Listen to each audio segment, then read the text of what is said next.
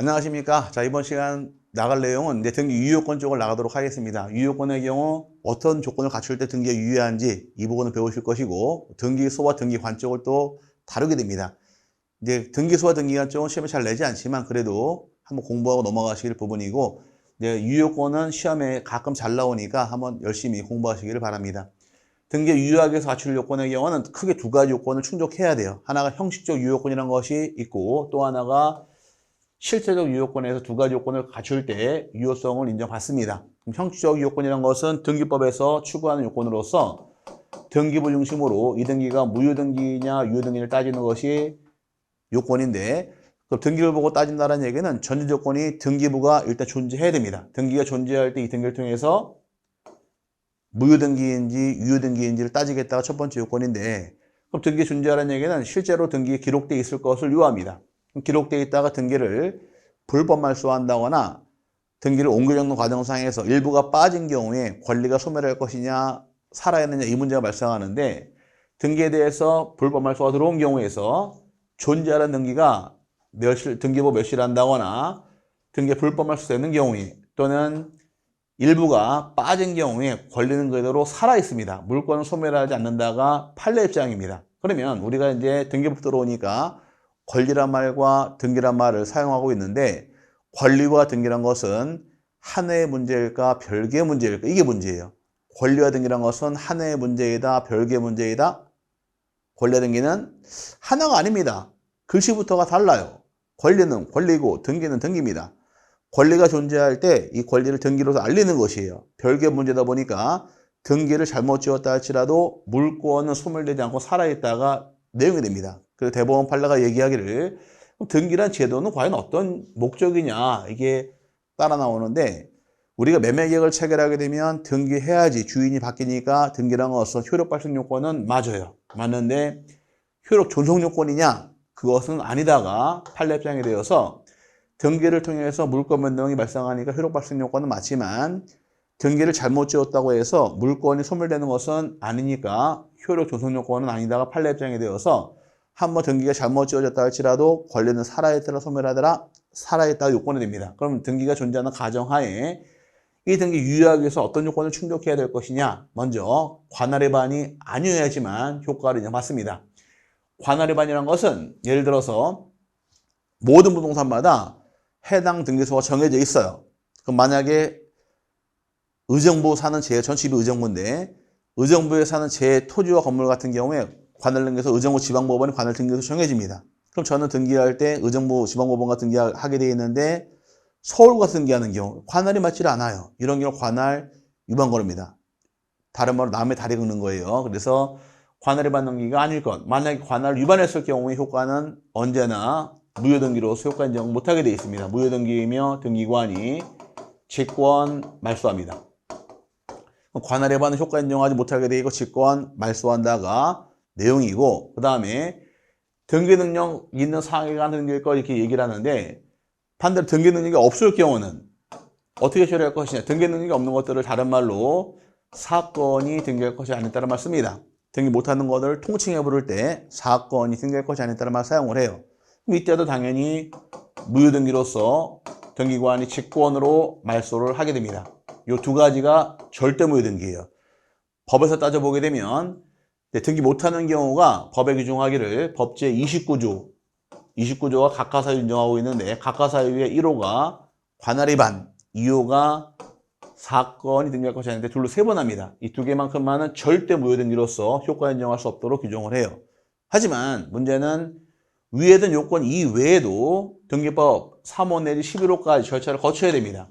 각하사유를 의미하는데 29조 각하사유 3호부터는 3호란 것은 뒤에 배우시겠지만, 이제 3호란 것은 뭘 의미하느냐, 3호는 능력이 없는 자, 권한 없는 자 등기 신청할 때 얘기고, 4호는 출석하지 아니한 때, 5호는 신청 정보 방식에 맞지 않는 경우 쭉 나열되어 있습니다. 다 등기 못하는 경우를 통칭해 부를 때 각하란 말을 해요. 자, 각하란 것은 뜻이, 각하란 말이 좀 어려운데, 신청 들어온 경우에 등기관이 책상에서 등기사무 처리하다가 등기사무 처리할 것들 등기부 기록을 해줍니다. 근데 기록 못하는 것들은 책상 밑으로 집어 던지는 거예요. 그래서 등기 실행 못하는 처분을, 등기 실행에 대해서 거부하는 처분을 각하라말 씁니다. 이와 비슷한 말이 있죠. 소송을 제기했는데 소송을 받아주지 않습니다. 그걸 뭐라고 부르느냐? 기각. 이 각자 떨어뜨릴 각자를 얘기하는 것인데 책상 밑에 집어 던지는 것을 각하라말 씁니다. 왜? 등기할 수 없으니까. 이런 것들을 법에서 규정을 합니다. 법제 29조에 규정되어 있는데 그중에 3호내 11호 같은 경우는 등기할 수 없지만 실행이 돼 버린 경우 어떻게 처리할 것이냐? 실체관계에 부합하는 한 당연무효가 아니라 유효성 인정받습니다. 그럼 실체에 부합할 때 여기 유효란 얘기예요. 그럼 똑같은 각하사유를 할지라도 두 개만 무효로 처리하다 보니까 이 두 개는 지금 암기하시면 편합니다. 등기법상에서 무효등기란 건 몇 개가 있느냐? 두 개가 존재합니다. 하나가 관할, 위반 등기하고 또 하나가 사건이 등기할 것이 아닌 경우는 절대 무효등기로서 직권 말소하되 이 외에는 무효가 아니다 해서 두 개를 겪어 넘어가시면 돼요. 등기법은 무효가 몇 개 있더라? 두 개가 있더라. 하나는 그렇죠. 관할 위반. 또 하나가 두 번째는 사건이 등기할 것이 아닌 경우는 무효로 빼겠다가 판례 입장이니까 이 두 개는 지금 암기하시면 뒤에 가서 편합니다. 등기법 끝날 때까지 매일 나와요. 두 개가. 그래서 잘 기억하고 넘어가시고 반면에 실체적 유효권의 경우는 이제 등기와 물권 관계를 따져보겠다가 내용인데 내용적으로 일치가 돼 있을 때 등기 유효합니다. 그래서 등기와 물권행위가 내용적으로 일치할 경우에 유효성 인정 받아라. 이게 기본 개념인데 문제는 불일치가 발생할 때 어떻게 할 것이냐에 대해서 불일치의 모습을 따져갑니다. 첫 번째의 경우는 객체의 불일치. 객체의 불일치라는 얘기는 부동산의 물리적 현황이 등기부와 불일치하는 경우에 원칙은 무효예요. 불일치가 발생한 경우는 이때는 동일성 인정할 수 없을 때 당연히 무효등기로서 효과가 인정이 되지 않습니다. 근데 판례 입장은 조금 해석을 달리해요. 그래서 시험에 이게 중요한 겁니다. 핵심 판례가 동일성을 인정할 수 없을 때는 무효로 간다. 그러면 반대로 건물에 관한 보존등기상의 표시와 실제 건물과의 사이에 건물의 건축 시기, 건물 각 부분에 구조, 평수, 소재, 지번 등에 관하여 다소 차이가 있다 할지라도 즉 불일치 발생했다 할지라도 사회통념상 동일성 혹은 유사성을 인정할 수 있는 경우에는 이 등기는 유효하다가 판례 입장이 됩니다. 요것만 시험에 2번 나왔어요. 이 판례만. 그래서 불일치 발생했다 할지라도 동일성이 인정이 되느냐 인정되지 않느냐가 기준이 됩니다. 동일성 인정이 안 될 경우는 당연히 무효로 빠져가겠지만 동일성을 인정할 수 있는 경우는 유효하다가 판례 입장이니까 요게 시험에 2번 나온 것이어서 요거 조심하고 넘어가시되 어떤 말이 붙어있더라? 동일성 혹은 유사성이 있을 경우 이 등기는 유효하다 해서 요 말 잘 기억하고 넘어가시면 여기는 객체 불일치는 해결할 수 있고요. 근데 권리의 종류와 내용의 불일치에서 질적 불일치가 만들어집니다. 질적 불일치의 경우는 둘로 세분을 해요. 하나가 질적 불일치의 경우는 주체의 불일치가 발생하는 경우가 있고 권리 종류의 불일치로서 나눠집니다. 예를 들어서 신청을 갑이 신청했습니다. 갑으로 등기 신청할 게 있는데 을앞으로 등기 실행된 경우 그럼 지금은 뭐가 안 맞느냐? 주체가 서로 맞지를 않아요. 주인이 바뀌어버린 겁니다. 여러분이 집을 사고 등기 신청을 여러 번 앞으로 신청을 했는데 기분 좋게 제가 등기됐습니다. 저는 니나노 기분 되게 좋겠지만 여러분은 별로 좋지 않을 겁니다. 이건 효력이 없는 것이니까 무효등기로서 효과 인정할 수가 없고요. 또 이제 나오는 것이 종류불일치인데 전세권을 지상권 등기한 경우 권리 종류가 맞지 않아요. 종류가 맞지 않는 경우도 질적으로 불일치 발생했으니까 이것도 무효등기입니다. 그럼 주체의 불일치건 권리 종류의 불일치건 전부 다 효과는 무효다 해서 요건 26개 때 출제를 했는데 그럼 무효등기일 때 어떤 등기 실행할 것이냐 여기까지 공부를 하시면 됩니다. 아직 처음이니까 아직 등기에 대해서 정립이 안 되어 있으니까 그냥 효과 있다 없다만 따져가시고 기본 강의 배울 때 그럼 무효등기일 때 어떤 등기 실행합니까? 요건 나중에 따라가시면서 공부하시면 될 것 같아요. 어쨌든 주체의 불일치가 있던 경우이건 또는 권리 종류의 불일치가 되는 경우는 전부 다 무효등기로서 효과 인정할 수가 없다. 기억하시고요. 자, 그 다음에 이제 양적 불일치란 말이 나옵니다. 일반적으로 등기된 양, 물권행위 양 똑같아야 되는데 다른 경우에 등기된 양과 물권행위 양이 서로 비교했더니 등기량이 클 수가 있습니다. 예를 들어서 토지를 100평을 매입을 했는데 200이 등기된 경우가 있을 수가 있고 그 다음에 등기된 양과 물권행위 양을 따져봤더니 물권의 양이 더 큰 경우도 발생할 수가 있어요. 여기는 100평을 매입했는데 50평이 등기되는 게 어떻게 할 것이냐, 양쪽으로 불일치 발생한 경우 처리 절차가 조금 차이가 발생합니다. 먼저 기업권은 등기된 권리 내용의 양이 물권의 양보다 큰 경우에 어디가 더 크냐? 등기량이 더 큰 겁니다. 이게 바로 기업권이에요. 이때는 어떻게 처리합니까? 물권행위 범위에서 효과를 인정받아라. 그러면 물권행위 한도에서 효과 인정한다는 얘기는 얼마큼 효과 인정받느냐? 100평만큼만 인정하겠다. 판례 입장이 됩니다. 그러면 내가 토지 100평을 매입하고 등기를 실행했는데 200이 등기됐습니다. 오유, 땡 잡은 거 아니에요. 땡 잡은 게 아니라 효과 발생 100평만큼만 인정하겠다가 판례 입장이 되어서 이게 시험에 채점은 중요합니다. 그래서 이건 사례를 기억하셔야 됩니다. 100평을 매입하고 등기가 200평이 등기된 경우 효과는 얼마큼 인정받을 것? 100평만큼만 인정한다가 판례 입장이니 이거 하나 기억하고 넘어가시고, 이번엔 반대로 등기된 권리 내용의 양이 물권의 양보다 작은 경우에 어디가 더 크냐? 물권의 양이 더 큰 경우입니다. 이때 어떻게 처리합니까? 이게 또 문제인데, 이때는 민법제 137조를 적용시켜서 해결하겠다가 내용이에요. 민법 137조 아직 안 배우셨죠? 예, 나중에 공부하시게 되면 법률행위의 일부 무효를 배우게 됩니다. 법률행위가 일부가 무효일 때 어떻게 처리하더라? 원칙은 100평을 매입했는데 50평이 등기된 경우에 원칙은 전부를 무효로 합니다. 전부를 무효로 처리해서 효과 인정할 수가 없다가 내용이에요. 근데 문제는 등기된 이제 50평만 등기되어 있는데 여러분이 토지를 100평을 매입해서 50평 등기된 겁니다. 근데 다 무효래요. 가만히 봤더니만은 등기할 때 토지 가격이 많이 상승했습니다. 이거라도 갖고 싶어요. 50평만이라도. 이때 어떻게 하실래요? 이때는 50평만 유효하게 인정해 주십시오라고 인정했을 경우에 예외적으로 50평 일부는 유효로 인정해 주게 되고 등기 안 된 거는 무효로 빼겠다가 내용이에요. 그래서 원칙은 100평을 매입하고 50평 등기된 경우에 다 무효다. 다 업등이 돼버립니다. 근데 매수인 쪽에서 아닙니다. 50평 요거만 인정해 주세요. 요거만 갖겠습니다라고 얘기했을 때에는 요거만 유효하게 인정해 줄 수 있다가 예외 규정이 되는데, 요거는 민법상 개념이다 보니까 등기법은 시험에 잘 내질 않아요. 하지만 공부할 때 등기량이 큰 경우와 물권행위가 큰 경우 서로 비교해서 공부하려고 써놓은 곳이니까 같이 비교하시되 우리 시험에서는 요게 더 중요합니다. 그래서 등기량이 더 큰 경우에 어떻게 처리할 것이냐, 시험은 이 부분에 대해서 출제한 적이 있으니까 보시되, 요거는 판례 입장이 아니라 요거는 학자들의 주장이다 보니까 시험에 잘 안 내고 요건 판례 입장이에요. 판례를 내는 것이 내용이어서 이쪽 봐놓고 넘어가시면 되고, 여기 참고만 하실 부분입니다. 나중에 공부할 때, 기본서 공부할 때도 요거로 보시라고 강조를 합니다. 그래서 이렇게 양쪽 법칙까지 해석하시면 실체적 유효권이랑 형식적 유효권에 대해서 세분할 수 있게 됩니다. 형식적 유효권은 뭘 보고 찾아가느냐? 등기부 중심으로 찾아가더라. 그럼 등기법에서 무효등기 몇 개가 있더라? 2개가 있더라. 관할위반과 사건이 등기할 것이 아닌 경우는 무효로 뺀다. 기억하시고, 실체적 유효권의 경우는 3개로 이해하실 것. 하나가 객체의 불일치해서 객체가 맞지 않을 때 어떻게 처리하느냐?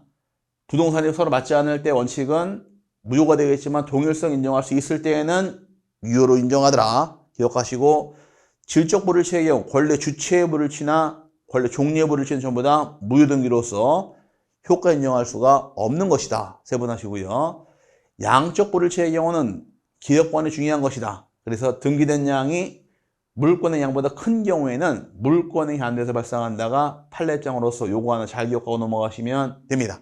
이렇게 해서 형식적 유효권, 실제적 유효권 2가지를 분석을 했고, 요번에는 완화 규정이 나옵니다. 완화 규정의 경우는 이제 등기는 절차상 하자가 발생했는데 무효가 아니라 유효하게 해주는 경우가 완화 규정이고, 완화 규정은 4개가 나와요. 처음 나온 것이 모두 생략등기라는 것이 나오는데 두자가 머리 두자가 됩니다. 머리 빼먹은 길 모두 생략이라는 말을 쓰는 것이고, 중간 생략등기라는 말이 또 나옵니다. 2개가 비스무리하지만 조금 차이가 발생이 돼요. 그럼 모두 생략이라는 얘기는 가기 전 요거부터 먼저 설명드릴게요. 중간 생략등기라는 것은, 자, 요 집에 대해서 갑과 을이 매매 계약을 체결했습니다. 등기하기 전에 을이 다시 병이라는 자에게 이 집을 다시 매매를 통해 팔았어요. 그렇게 순차로 거래계약이 체결된 경우는 등기는 가대에서 을로 넘어야 되고 을에서 병으로 등기가 순차로 넘어올 등기가 있는데 을을 빼고 등기가 갑으로부터 한 방에 병에게 등기 넘어와 버린 경우, 그럼 지금 누굴 빼먹었느냐? 을을 빼고 등기했습니다. 요게 갑을 병 중 중간을 빼먹었다 해서 중간 생략이라는 말 쓴 겁니다. 그럼 이 등기가 무효등기이냐 유효등기이냐? 순차로 등기해도 소유자는 병이고 한 방에 넘어와서 소유자는 병이 됩니다. 그렇죠? 그럼 이리 가도 병, 저리 가도 병. 등기와 실제 관계가 일치했으니까 이 등기도 유효하다가 내용이에요. 그럼 유효하다는 얘기는 해라, 하지 말아라. 어떤 말이 될까? 해라? 해라 아닙니다. 큰일 날 소리 하고 계시는 거예요. 하다 걸리게 되면 처벌을 받습니다. 하다 걸리게 되면 3년 이하 징역 또는 1억 원 이하 벌금에 처하기 때문에 하더라도 걸리면 안 돼요. 걸렸다가는 빨간 줄 갑니다. 돈도 많이 토해내야 됩니다. 근데 왜 유효란 말씀입니까? 법의 규정 중에 이런 규정이 있어요. 단속 규정이라는 것이 있게 됩니다. 단속 규정은 위반했을 경우에 유효하되 처벌을 받는 겁니다. 그래서 음주 단속, 교통 단속구래요. 단속이란 것은 술 먹으면 차 잘 가죠? 알아서 막 갑니다. 삐뚤빼뚤 잘 가요. 잘 가지만 간 건 간 거잖아요. 하지만 술을 먹었고 운전한 거에 대해서 처벌을 받는 겁니다. 이런 규정을 바로 뭐라고 부르냐? 단속 규정. 그럼 하지 말아라. 중간생활 하지 말아라. 금지 규정이지만 했을 때에는 유효하게 해주되 처벌을 하겠다는 얘기로서 유효하다가 판례 입장이자 내용이에요. 근데 문제는 효력이죠. 효력은 중간생활등기라는 것은 특별조치법상 조세, 포탈, 표기 등을 방지하기 위해서 금지하고 있습니다. 못하는 게 내용이에요. 하지만 했을 경우 어떻게 처리할 것이냐? 실체와 부합하고 유효하다가 내용입니다. 이해가셨죠? 원칙 유효하다예요. 문제는 다 유효하게 인정해 주겠지만 다만 단서가 존재합니다. 토지거래 허가구역 내에서 중간생활등기는 무효다가 이게 중요한 거예요. 그래서 다만 토지거래 허가구역 내의 토지에 관하여 중간생활등기 합의가 있다고 하더라도 최초 매도인과 최종 매수인을 당사자로 하는 토지거래 허가를 받아 최초 매도인으로부터 최종 매수인 앞으로 격려한 소유권 이전 등기는 적법한 토지거래 허가가 없이 격려한 등기로서 무효이다. 이게 내용이에요. 그러면 토지거래 허가구역 내에서 중간생활등기라는 것은 무효다, 유효다.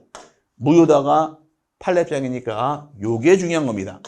그럼 중간생활등기는 원칙은 유효다, 무효다? 유효하다. 유효하되 어디서만큼만은 무효다. 토지거래 허가구역 내에서만큼만은 무효니까 주의를 하시고요. 그 다음에 요게 중간생략등기의 뜻이고 반대로 모두 생략등기란 것은 자, 요 집에 대해서 갑이란 자가 신축을 했고 미등기 부동산이 존재합니다. 근데 미등기를 등기 안 한 상태에서 을에게 매매계약을 통해 팔았어요. 팔았을 경우 등기하는 것은 최초 소유자 갑이 보존 등기한 다음에 오타가 났죠. 보존 등기한 다음에 을 앞으로 소유권 이전 등기하는 것이 등기하는 과정인데 이렇게 등기한 것이 아니라 이 보존 등기를 빼고 그냥 바로 을 앞으로 소유권 보존 등기하는 것을 얘기를 하는 거예요. 그럼 상황이 조금은 비스무리하지만 다르죠. 여기는 어딜 빼먹었더라? 중간을 빼먹은 경우를 중간 생략 등기란 말을 사용을 했고 첫 머리를 빼먹은 경우를 모두 생략이라는 말을 씁니다. 두자가 머리 두자예요. 그래서 책에 제일 앞에 나오는 것이 서두, 머릿말이 처음 붙게 됩니다. 그럼 제일 처음 나온 것을 모두, 머리를 빼먹었다 해서 모두 생략 등기라는 것을 의미하는데 그럼 보존 등기한 다음에 이전 등기에도 소유자가 을이 될 것이며 직접 등기에도 을이 소유자가 됩니다. 그럼 직접 등기하든 이전 등기하든 을과 일치하는 요거는 유효하다가 또 판례 입장이 되어서 여기 한 집은 나와요. 한 집은 나오는데 시험 나올 때는 미등기 부동산에 대해서 양수인 명의로 직접 소유권 보존 등기하였을 때 이 등기는 효력이 있다 없다 요거만 물어봐요. 효력은 있다 해서 원칙은 모두 생략 등기건 중간 생략 등기건 둘 다 유효하다 이렇게 해서 내용을 파악하시되 이 말뜻을 기억하셔야 돼요. 중간을 빼먹었더라 뭐라고 부르고 중간 생략 등기란 말 사용을 하고 처음을 빼먹은 경우를 모두 생략이라 한다 해서 구별하실 부분이 됩니다. 자, 그 다음에 볼 것이 이제 세 번째가 실제와 다뤄놓는 등기란 말이 나오는데 원인을 실제와 다르게 등기한 경우에 어떻게 할 것이냐에 대해서 따라 나옵니다. 원인이 다르다는 얘기는 이제 하나의 사례가 이제 부모와 자식 간에 최근에 많이 발생했죠. 양도 소득세가 부과가 많이 되니까 아예 증여해 버립니다. 자식한테. 상황이 바뀐 것인데 과거에는 어떻게 많이 일어났느냐? 증여기획을 체결했습니다. 근데 증여세가 세율이 굉장히 세요. 증여세, 상속세 같은 경우는 10%부터 50%까지 초과 누진제가 부여가 됩니다. 얼마라고요? 10%부터 50%까지 초과 누진제로서 세금을 과세시켜 버립니다. 제가 세법 강사는 아니지만 제 상식으로 알고 있는 게 상속세나 증여세 같은 경우에 세율이 똑같거든요. 근데 아마 35억 넘어가는 돈에 대해서만큼만 50%가 부과가 됩니다.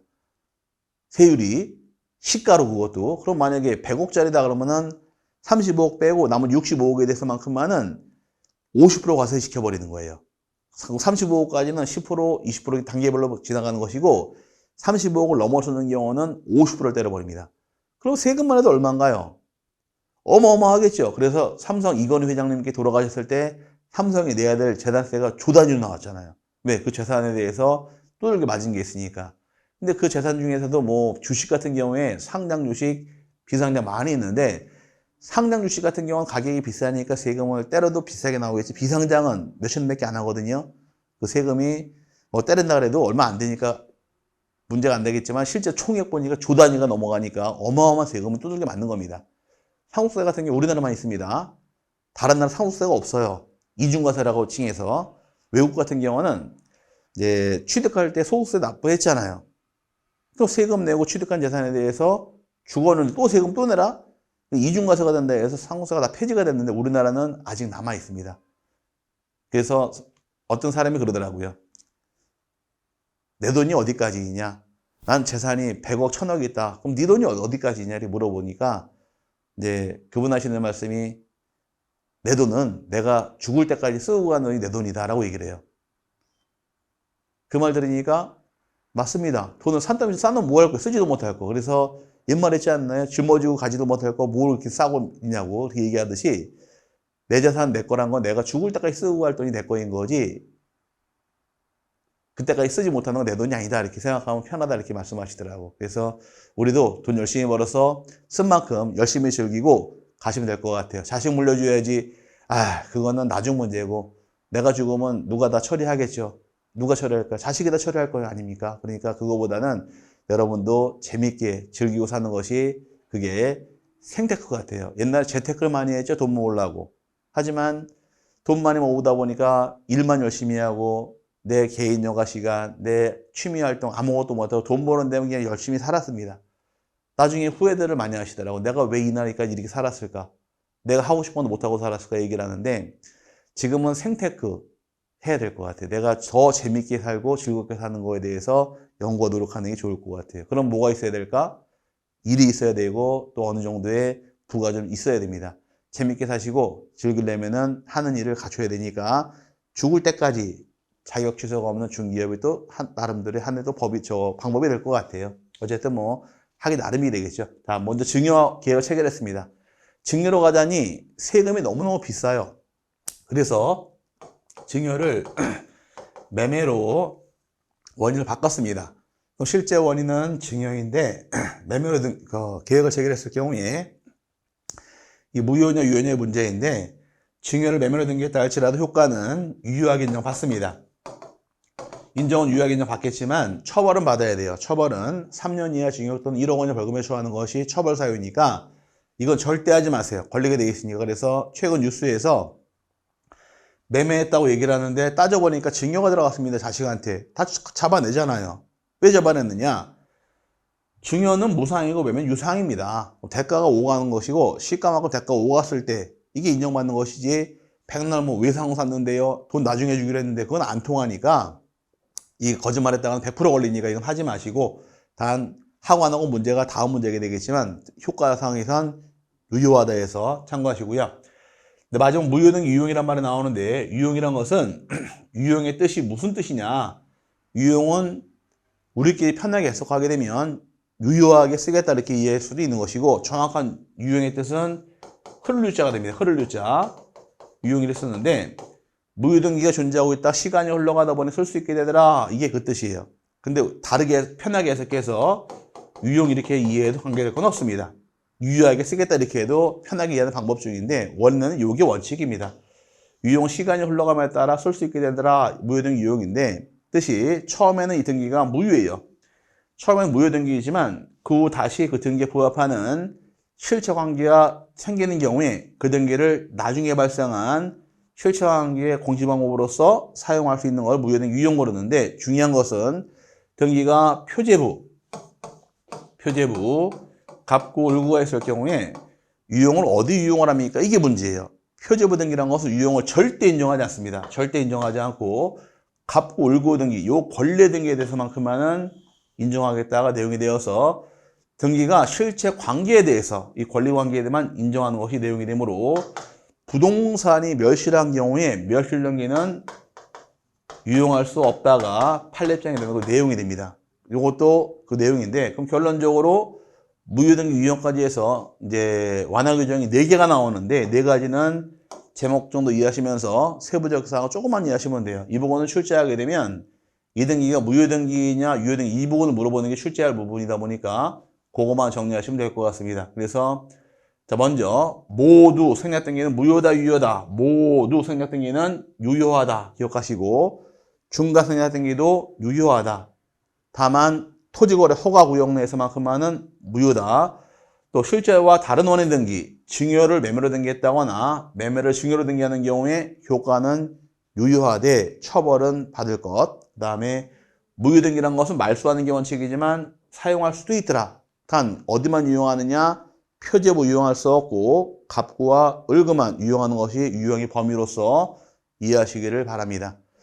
여기까지가 이제 등기의 유효권에 대해 설명을 드렸는데 유효권의 경우는 여러 번 써먹어요. 써먹으니까 조금 한 2번 정도 읽어보시면 이제 용어 정리 파악하시면서 모두 생략등기, 중간 생략등기 이런 말에 대해서 의미를 좀 파악하시면 될 것 같습니다.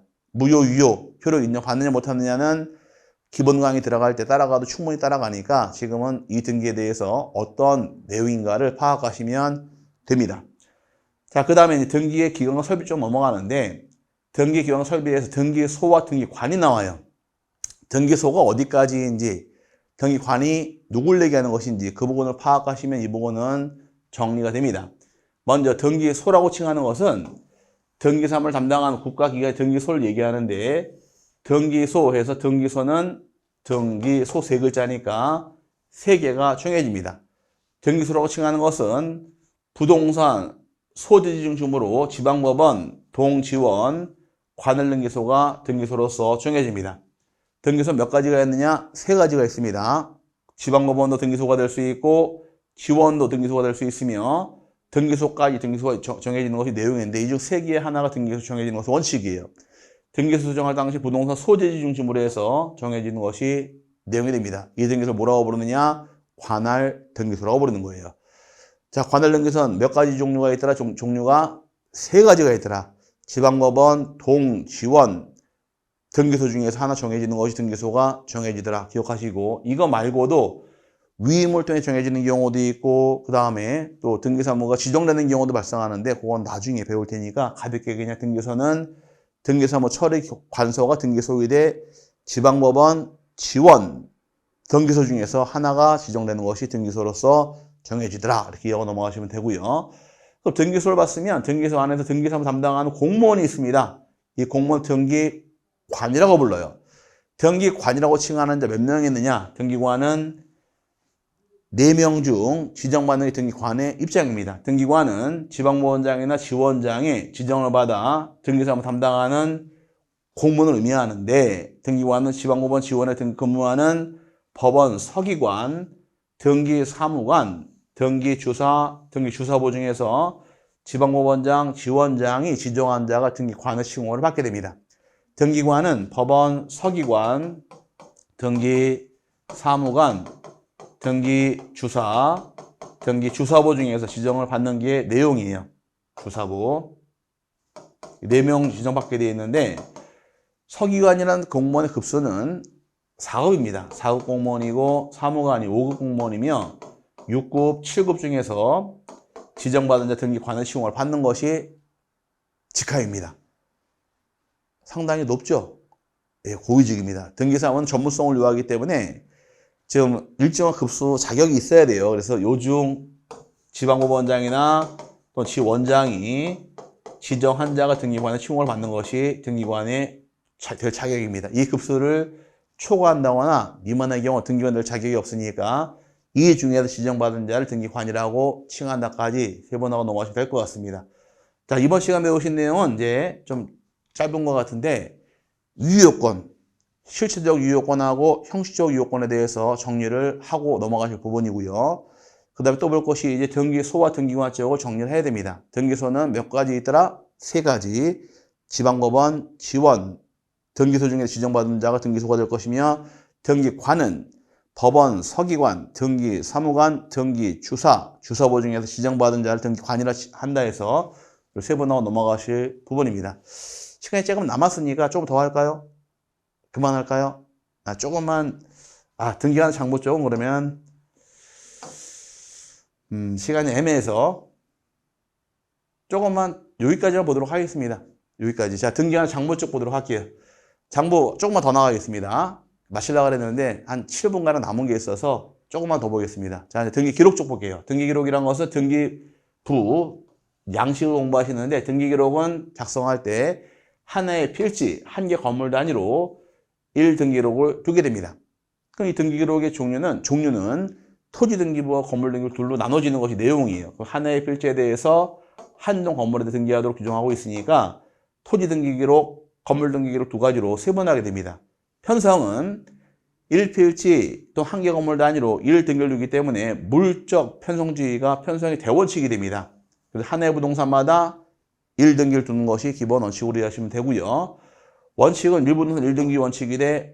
편성은 원칙과 예에 나오는데 원칙은 부동산 표시를 기록하는 표제부가 있고 그 다음에 소유권에 관한 사항 기록하는 갑구가 있고 소유권 이외를 등기하는 을구로 구성한다 해서 기본 구성은 표제부, 갑구, 을구에서 세 부분으로 구성하는 것이 일종의 구성입니다. 그럼 등기부는 표제부, 갑구, 을구가 나오더라.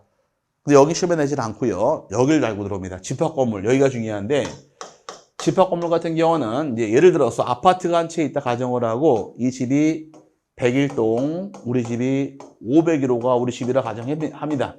그럼 등기할 때는 101동에 대해서 한 동 건물이 어디 위치하고 있는지 몇 층 건물인지를 확인하기 위해서 한 동 건물 전체에 대해서 표집을 둡니다. 그럼 한 동 전체에 대해서 이 건물 전체에 관한 사항이 확인이 가능한 것이 한 동 전체 표제부이고 우리 집이 501호죠. 501호를 다른 말로 전유 부분에 대해서 표제부가 만들어질 것이며 그 다음에 갑구랑 을구가 만들어지므로 아파트 건물 등기부는 네 부분을 구성하는 게 내용이 되므로 한 동 전체에 대해서 표제부를 두는 것이 내용이고 그 다음에 구분 건물마다 표제부, 갑구, 을구가 만들어지므로 구분 건물은 네 부분이 1등기로 구성하는 것이 구성 내용이 됩니다. 시험은 이게 중요한 거예요. 구분 건물 같은 경우 집합 건물의 경우는 어떻게 구성하느냐? 등기부 구성이 표갑을 이렇게 외워놓고 넘어가시기 바랍니다. 아파트 건물 등기부 어떻게 구성하더라? 표갑을로 구성한다 해서 잡아놓고 넘어가시되 일반적인 등기부란 것은 표제부, 갑구, 을구니까 시험에 낼 게 없어요. 없는데 구분 건물의 경우는 표갑을 네 부분이니까 이쪽을 출제를 굉장히 잘하기 때문에 요 부분 잘 정리해서 세분화시대 시험에서 요거만 2번 출제해서 나온 적이 있으니까 아파트 건물 등기부는 몇 장이다? 4장이다. 한 동 전체 표제부, 전혀 부분의 표제부, 갑구, 을구에서 표갑을로 구성한다 해서 세분하고 넘어가실 부분이며 표제부는 어떻게 구성할 것이냐 나옵니다. 이제 표제부의 경우는 실제로 보니까 토지등기 표제부의 경우는 먼저 표시번호랑 칸이 있어요. 표시번호에 등기한 칸이 나올 것이고 접수받은 날짜가 찍힙니다. 그 다음에 토지의 소재와 지번이 기록하게 되어 있고 지목하고 면적이 기재가 되며 등기 원인 및 기타 사항란을 기재하는 칸이 만들어집니다.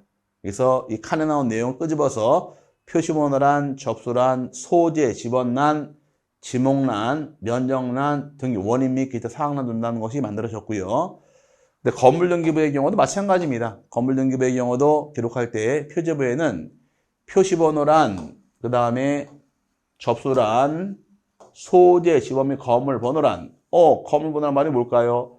이 건물 번호란 것은 하나의 필지 안에 건물이 2개 이상 있을 경우에 건물 번호가 부여가 됩니다. 대표적인 하나의 사례가 한옥집의 경우.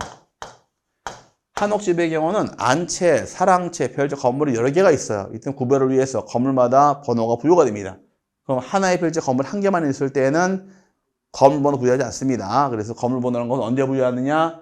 하나의 필지 안에 건물이 2개 이상 존재할 경우에 건물의 구별을 위해서 건물마다 번호가 부여가 되되 그 하나의 사례가 한옥집으로 이해하시면 되고요. 또 건물 내역란에 건물의 구조, 종류, 면적을 기록하게 되어 있으며 등기 원인 및 기타 사항란이 만들어지는 것이 건물 표제부 등기사항으로 이해하시면 됩니다. 우리 책에 나온 내용, 이 법에 나온 내용이고 이걸 이해를 위해서 제가 건물을 집어넣은 것이고요. 이제 갑골구입니다.